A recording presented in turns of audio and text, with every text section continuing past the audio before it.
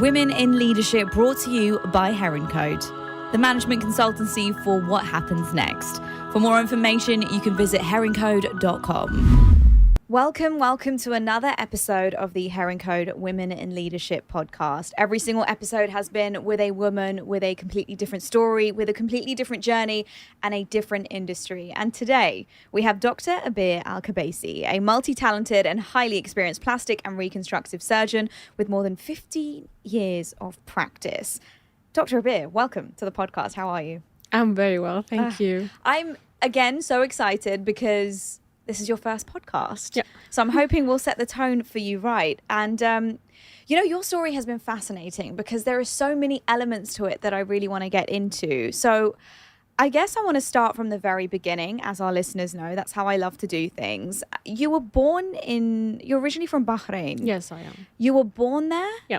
Okay. And how long of your life were you in Bahrain for? Well, almost all my life. Wow. I was in Bahrain, except for the studies. Like when I left Bahrain, I was actually well and grown up to do my postgraduate training. Wow. So almost all my life I am in Bahrain. So tell me about that growing up in Bahrain. Now that you've experienced, other global worldly cultures and you've lived other places, how was that for you as a young girl with big dreams and ambitions? I think as a young girl, according to what my parents were saying, I was very smart kid. And very determined, and I do what I want, always. Then my life in Bahrain was very, very peaceful because I was born in those ages where it's really, really peaceful. So, as I said, smart girl, living in a wonderful environment, being taken care of by perfect family. And I had so much in my mind to achieve, and I believe I did. And I think also that the power of the support from my parents has pushed me forward. I can feel them now because they have a smart kid and they were and still very, very proud of. That's beautiful because, even within my culture, within Indian culture, there was always a girl should do this, a girl should do that. There was a lot of ceilings that we had to break through in order to want to pursue our dreams and ambitions. It's so amazing to hear that your parents completely supported you from day one. Yeah. And they actually said that your weapon in life is your qualification. And indeed, they were right. Wow. Yeah. So when you were young then, set the scene for me. Young Abeer, what did she want to be? What did she want to become? You said you had so many ideas. Yeah, believe it or not, I wanted to be a singer. Wow. But of course, I knew that, that's not the qualification I'm looking for, probably my family is looking for. And then I think I wanted to be a doctor right from the beginning. Wow. And also I wanted to be a surgeon right from the beginning. So I worked hard to achieve this goal. You believe it or not, since I was 5 years, I was at school and I was always the leading student. I was just really running forward. And every year I say to myself, I'm going to be a doctor. Wow. Yeah. Wow. So you knew from early doors what you wanted to be. Yes. So then talk me through your education journey because it is tough. It is grueling. You need to really be committed in the medical industry. It's years and years of dedication. How was that for you? It was dedication, as you just said, and it was very long. And the length was basically the study of medicine. I chose to be in the Arabian Gulf University in Bahrain because it was practicing sort of innovative type of teaching. It was not like a standard type of teaching, and indeed it was. So after graduating from the AGU, I knew that I need exactly the same amount of years in order to achieve what I want as being a surgeon and subspecialized surgeon. So for the subspecialty, it was divided between general surgery and specialized surgery. For the general surgery, I had to pass another 4 years with certain examinations and tests to be passed. When I got the qualification to be a general surgeon, then only I started my journey in plastic surgery. Wow. And that was, again, another 4 years of practice. So you can calculate 7 years of medicine, then 4 years, then 4 years. Wow. Still, when we graduate after all these subspecialties, we still know nothing. We know little. So we continue in the field in the path of education, and of course, in the path of practice. When we start as surgeons, we always start as like surgeons under observation, or we call it like senior registrar or something. Luckily enough, I started outside my country in Saudi Arabia, where I was appointed to be a consultant right away. But I've been given like 6 months of probation period because I was young. And thank God, I actually achieved a lot during those 6 months. And then I continued for 2 years in Saudi Arabia to finish my first contract as a plastic surgeon. See, this is a really big chunk of your life, though. We're talking of the education side of things. I went to university for 3 years, and that was really difficult for me to stick through. So this whole chunk of your life, you're also at a prime age of wanting to discover the world, discover yourself, discover other people. Did you feel restricted at any point, or were you always focused on the end goal? I never felt the restriction because I'm always focused on the goal. I believe that I had a lot of problems or challenges, let's say. I didn't look at them. I'm really like a horse, just focusing forward. And this is why I think I achieved, because the distraction with life itself can stop any smart person. During that time, I became a mother. Wow. During that time, I was a determined and devoted daughter. And I was doing a lot of things by the side. Now only I'm realizing what I was doing in addition to the core of my life. That's the job that I wanted. And this is my life. I always just look forward. Well, you're wearing so many hats, and also as someone that started so young and knew what they wanted to be, I think it's really important to have mentors and people that you look up to and role models. You said your parents, obviously you looked up to them. Was there anyone, once you got into the education realm of things, someone that guided you, helped you focus? Was there anyone like that in your life? Yeah, definitely. In every stage I had. And look, when I work under a boss, I always look at the boss that could be me one day. So I kind of mimic their lifestyle or their reactions, or because until now I still remember each and every boss. What would he do in this situation?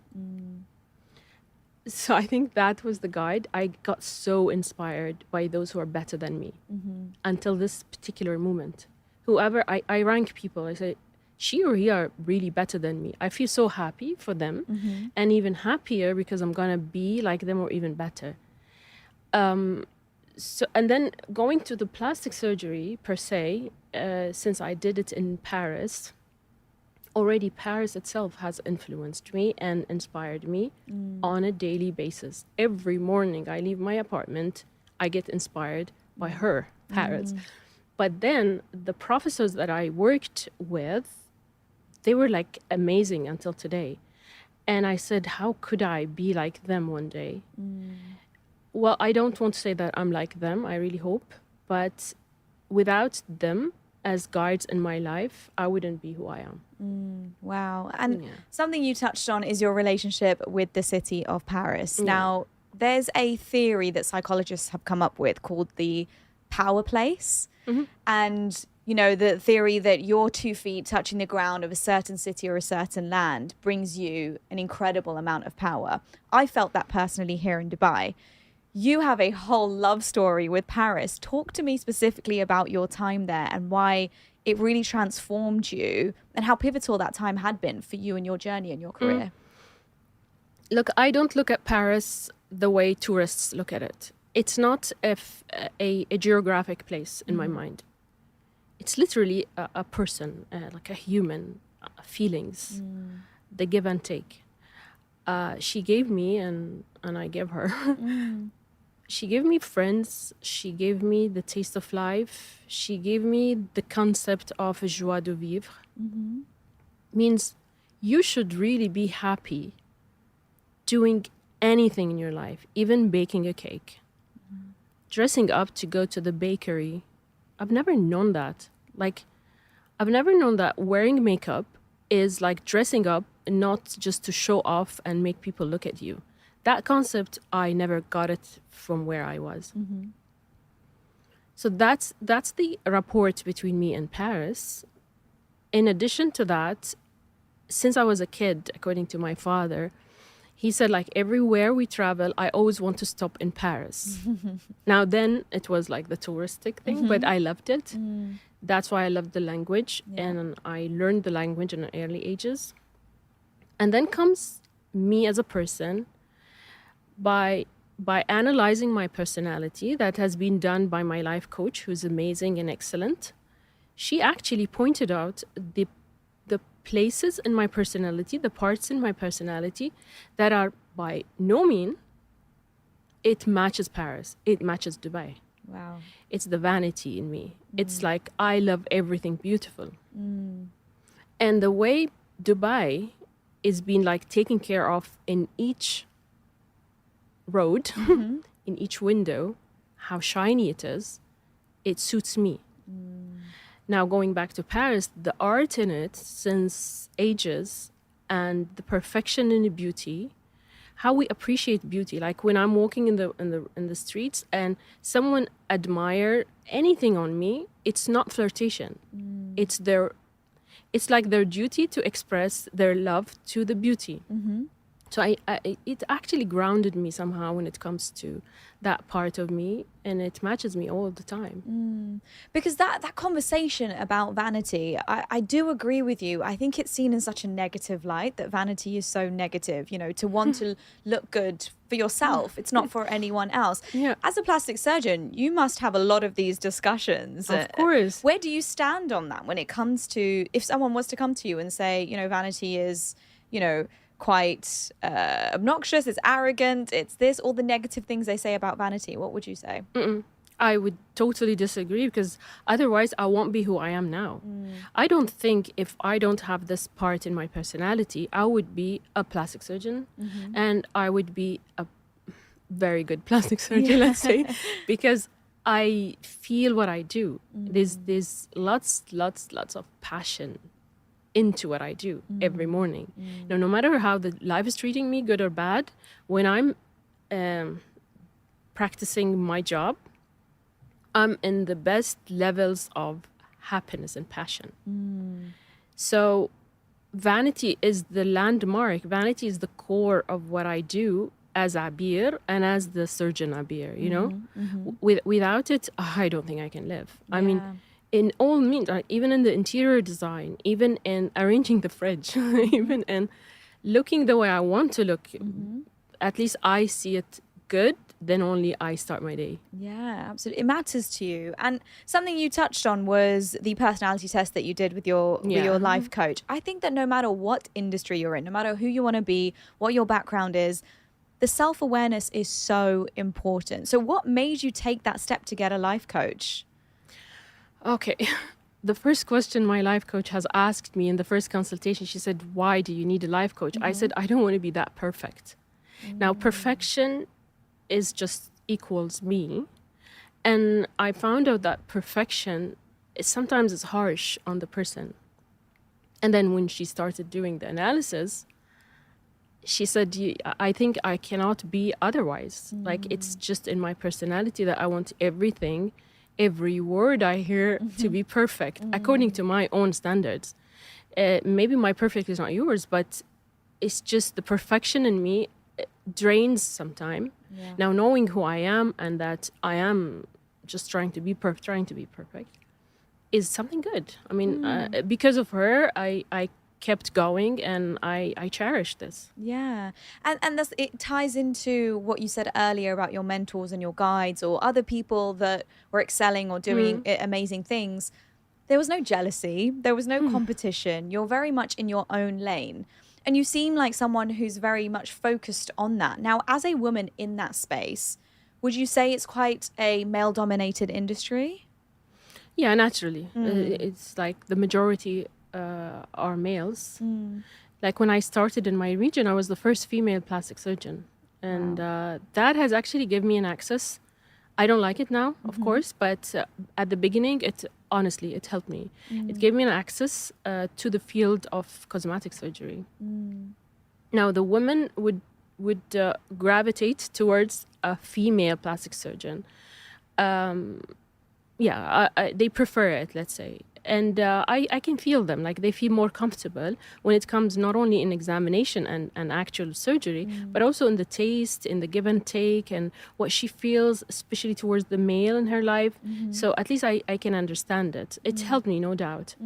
Now when people comes to me, still they do come to me because I'm a female plastic surgeon, now with some sort of experience. They still say, like, we come to you because you're a female. I don't like it anymore, but I don't blame them. Yeah.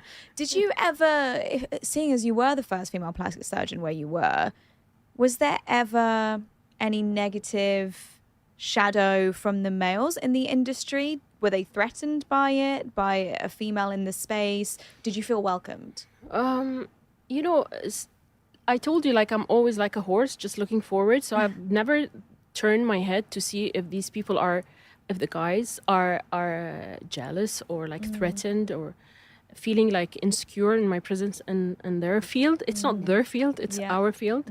I made sure to befriend as much as I can. To be honest, I've never faced sort of obvious jealousy from a particular person, let's say. I never thought of it. Yeah, I love that. You just don't even hear the noise around you. Yeah. Because you're so focused. Yes. Okay, so you've become a plastic surgeon. You've achieved the dream that you so had for so long. You went through all the years of education. You've achieved that goal. So what's the next goal after practicing and, becoming the first female to do it? What are you now goalposting? Now I've already passed successfully the first 15 years of my practice since I joined Saudi Arabia, and then in Bahrain I opened, and then I opened a branch in Dubai. Wow. So you can see that it's always progressively being more and more successful. Of course, I always have goals, but now maybe the goals are to sub specialize in what I'm doing, and so to cater every need when it comes to cosmetic procedures to my patients, and make sure that I always excel in what I'm doing. So, like, for example, extending my clinic, making it bigger, having more branches in the Middle East. This is the goal that I have, and make it run by its own with my touch, of course, of perfection in every field. Because the way you're speaking, Abeer, you are so passionate about what you do. And generally that industry, some people would mistake it to be quite clinical. But the way you speak about it and the way you practice, there is so much emotion attached to it. Tell me your approach to what you do, because you can feel your love for it in every word that you speak when you speak about what you do. Yeah, and this feeling, it goes right to the heart of the patient in front of me. They feel it, they know it. And I feel it. There's some connection that happens between me and her or him. And so when I approach, it's so easy for me to say no. Like, it doesn't suit you, It's not good for you, not good for your health, not good for your look. Yeah. So I analyze the person the moment they enter into my room, and I see how simple or not she or he is. And then I know what they want, and I know what can make them happy. There is kind of a misuse or abuse for this industry. And I don't like it. It doesn't match my passion, doesn't match my perfection, doesn't match my vanity too. So I don't like it. I don't like the extreme. I like simplicity, and simplicity comes with beauty at the same time. I try to convey this to the patient and or the client, and then almost always they get convinced. I hardly have 0.5% of those who disagree with me, and then they leave, they never come back. But the majority of them, they come back because they like the taste. Yeah. And these are my version of patients. I'm sure there are other patients that goes to someone else with a different approach. Absolutely. Yeah. And I think what's interesting about you, though, is that we've spoken about how ambitious you are, how many dreams you had, how you've achieved all of them.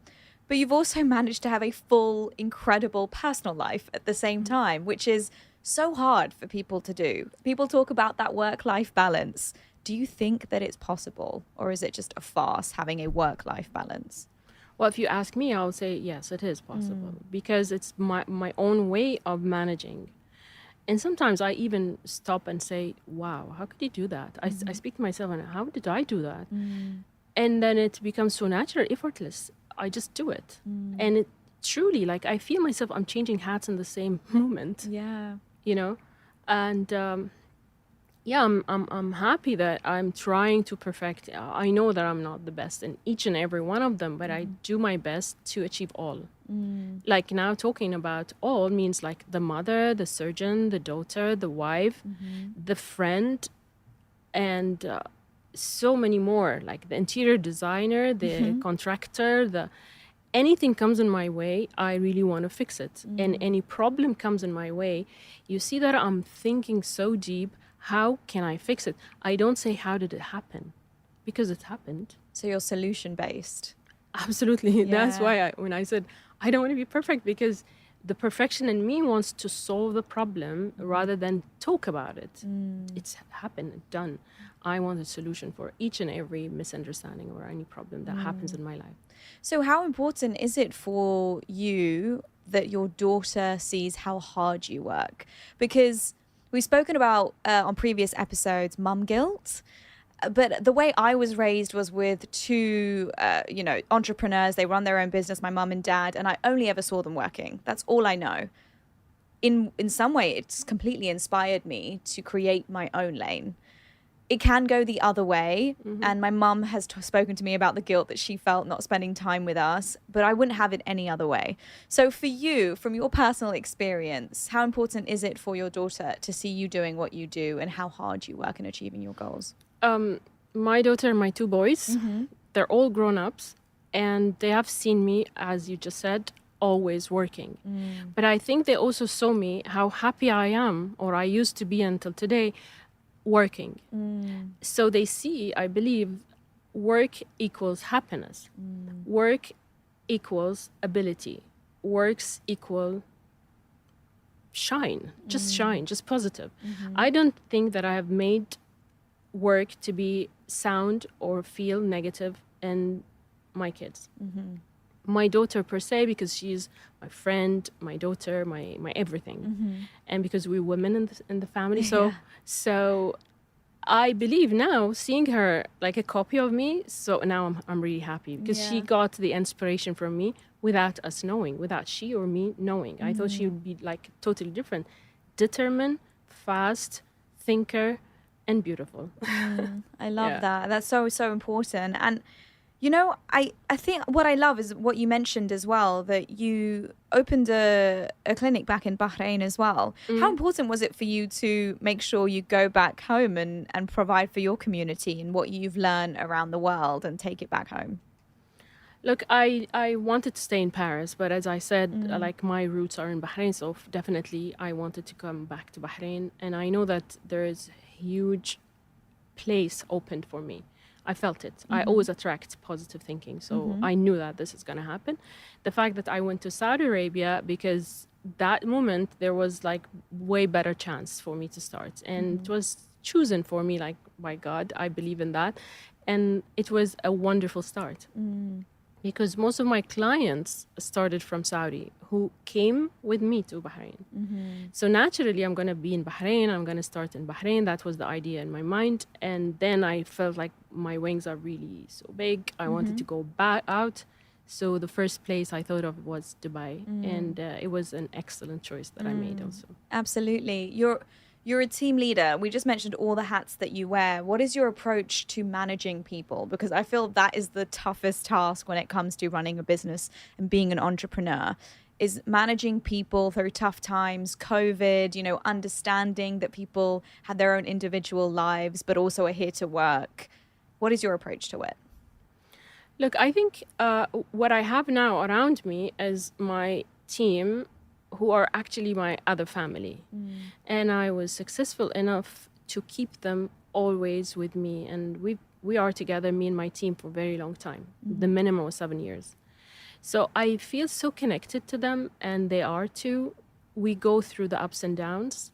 But as I said, I always have the approach of solving problems. So they love talking to me because whenever they get me a problem, in a second or two, I'm going to give them the solution. We always work hand in hand. I accept everyone the way she is or he is. As I said, even when we go through the downs, it helps us all to pick us up and go to the higher level of achievement. Every failure for me is like, I become happy actually when I have any sort of failure, because this failure is my guide to success. Imagine if I had never failed, I wouldn't be where I am now. I would be really stagnant. So the failure in certain situations was my power of progressing together with my team. My team are partially medical and partially like administrative, so without them I don't like to continue. It's like there's attachment. I can continue with others, but I made sure to keep this connection between my team and I. Yeah. And what I love is your whole approach to this, because you bring your personality completely oozes into what you do.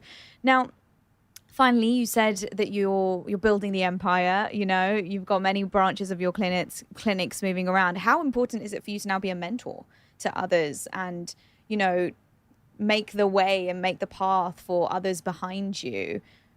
Would you consider mentorship? Is that something that you do? Look, I am an international speaker anyway. I train with regards to anything related to plastic surgery here and there all over the world. I love it. I love teaching. I love conveying what I have, what I made to others. The only thing I need to have around me, people who are like so passionate to absorb what I give. Generations changes. So I cannot really accommodate each and every generation. So what I wish is that whoever have the passion and the ability to absorb, most welcome to be with me and my team. Yes, indeed. I'd really love to convey what I made and what I believe in this particular field to others. Last thing I want to ask you, Abeer, because I feel so inspired by you. Just being next to you has given me so much energy. And with successful people like yourself, I love to know what their morning routine is, because people have so many different approaches. I heard from a guy, a successful CEO last week. He says for him, doing his bed first thing in the morning is super important. It sets the tone for discipline and structure. Another lady said when she opens the curtains, that helps her, feel gratitude for the sun and the outside and everything she has in her life. What is anything that happens in your daily routine that is a must happen every single day that keeps you centered? Look, the most important thing is that first of all, I do my breathing exercises. I like to do it and start with it. And even before, I must do my prayers because it's my connection to God. Then the vanity comes. So I must look good to myself. Yeah. And when I leave the house, I'll never leave the house without perfection in the way I look, even if I'm in my scrub suits. Wow. So this is a real routine that I do and I love. I look forward for it. Believe it or not. It's like me with myself. This is, I think, the next step just before starting work is to meet my father and to say good morning to him because he's not living with me in the same place. Yeah. Then when it comes to work, I also have a routine. So the routine of starting the surgery and closing the surgery, this has to go exactly the same way. I always like it. Starting the surgery is my connection to what I'm doing. I need to feel it. I need to love it. I need to even expect the results and also expect the problems. And I'm always ready in case any problems happen. I believe my job has also molded my personality. I'm always ready to solve. Imagine if you're a patient on the operating table and something went wrong, happened, right? I must be capable of fixing the problem on the spot. There's no way to wait. Yeah. And this is I operate every day. So this every day over the last 15 years, you can imagine how it has molded my personality in order just to face all problems or all unexpected situations. And the closure to me is the signature on the patient's body. So I make sure that everything is perfect and correct. It makes every day so bright, and it really, really pushes me to the top of my performance. It wasn't easy to find the person that can accomplish everything in your mind. And I struggled when it comes to this journey, but finally we are. I think it's so amazing because even for me, I feel like I'm a 200% person and I need a partner who understands that. And that is so hard to find in this day and age. How have you found the balance between that? You cannot find the balance unless the person is the right one who is going to support you and understand you and actually really show you that he is proud of what you're doing. You know, leader woman or like powerful woman can be a huge insecurity to a man. So it's only the very confident man who knows what he's doing will be really proud of you. So this equation is really hard to find. Dr. Abeer, it's been such a pleasure talking to you. I think we can go on for hours, but I know for a fact that so many of our listeners feel inspired by you, and you've shared so many gems that they can share and experience along their journey as well, no matter their background. So I want to thank you. I hope you've enjoyed your first podcast. Oh, so much. I'm so glad, and we hope to see you again. Thank you. Thank you so much. Women in Leadership, brought to you by Heroncode, the management consultancy for what happens next. For more information, you can visit heroncode.com.